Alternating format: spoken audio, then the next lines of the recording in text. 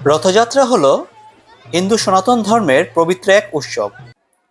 প্রতি বছর আষাঢ় মাসের শুক্লা দ্বিতীয় তিথিতে পরম উৎসাহ উদ্দীপনার সঙ্গে এই উৎসবটি উদযাপিত করা হয়।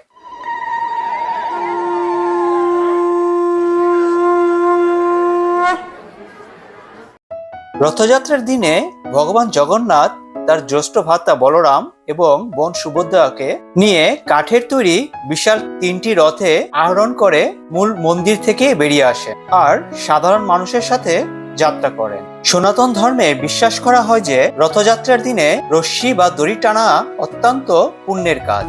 রথের এই উৎপত্তি ভারতের উড়িষ্যার পুরীতে হলেও বর্তমান বিশ্বে অনেক দেশেই তা পালন করা হয়ে থাকে। আজকের এই ভিডিওতে যে রথযাত্রা দেখাবো তা হচ্ছে কেরানীগঞ্জের জিঞ্জিরা ও মান্দাইল এলাকা নিয়ে। আমরা এখন আছি জিঞ্জিরা মন্দিরে। রথযাত্রার জন্য রথকে সুসজ্জিত করা হচ্ছে ফুলের মালা দিয়ে। অসংখ্য সনাতন ধর্মাবলম্বী ভক্তবৃন্দ একের পর এক ভিড় জমাচ্ছে, তার একমাত্র কারণ ভগবানকে বরণ করার জন্য। আর বাদ্যবাজনায় জমে উঠেছে পুরো আয়োজন।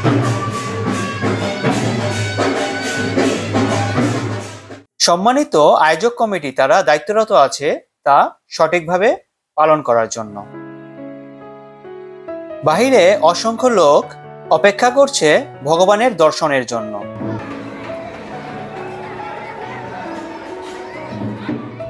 আপনারা দেখতে পাচ্ছেন ইতিমধ্যে অসংখ্য ভিড় জমে গেছে।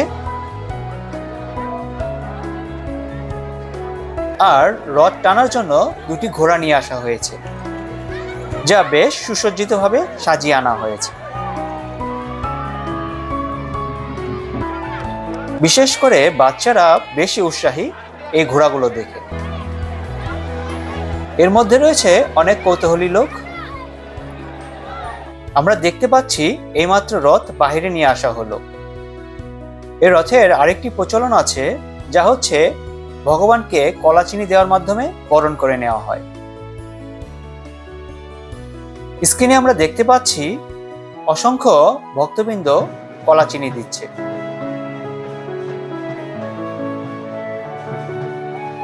এই এলাকার ও এলাকার বাহিরের যেমন মান্দাইল, বরিশুর, ব্রাহ্মণকিতা থেকে অনেক লোক এসেছে এই রথযাত্রায় সামিল হওয়ার জন্য।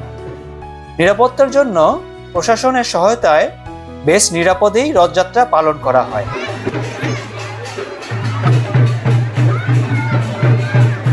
প্রথম রথের জন্য জিঞ্জিরা বেশ জাঁকজমকপূর্ণ এবং লোকজনের সংখ্যাও বেশ বেশি হয়। আমরা এখন চলে যাব আর একটি রথ উৎসব দেখার জন্য। চলে যাচ্ছি কেরানীগঞ্জের মান্দাইল। এ হচ্ছে মান্দাইল এলাকা।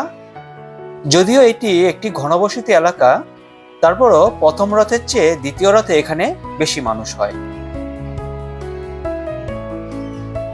তবে চলুন মন্দিরে যাওয়া যাক। এ হচ্ছে মন্দিরের প্রবেশ পথ। অসংখ্য লোক দেখা যাচ্ছে মন্দিরে প্রবেশ করতে। এটা হলো মদনমোহন মন্দির। এখানে রথ সাজানো হয়ে গেছে। ধীরে ধীরে লোকজন আসছে।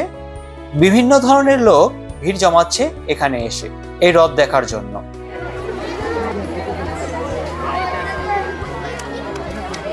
এই রথকে ঘিরে নানা ধরনের আয়োজন করা হয় এই মন্দিরের আশেপাশে এবং এই মন্দিরের ভিতরে।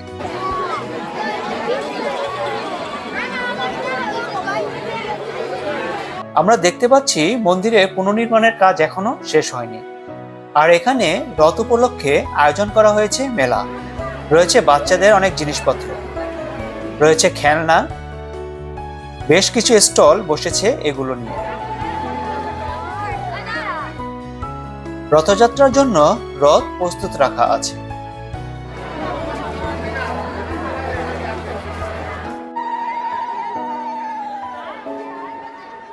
আর মন্দিরের বাহিরে নদীর পাড়ে বিনোদনের জন্য রয়েছে বেশ আয়োজন, যা আপনারা স্ক্রিনে দেখতে পাচ্ছেন। তো আপনার কাছে কোন রথটি বেশি ভালো লেগেছে, জিঞ্জিরা নাকি মান্দাইল? কমেন্টসে অবশ্যই জানাবেন। আর যদি ভিডিওটি ভালো লাগে তাহলে সাবস্ক্রাইব করে রাখবেন নতুন আরেকটি ভিডিওর জন্য। তো ভালো থাকবেন।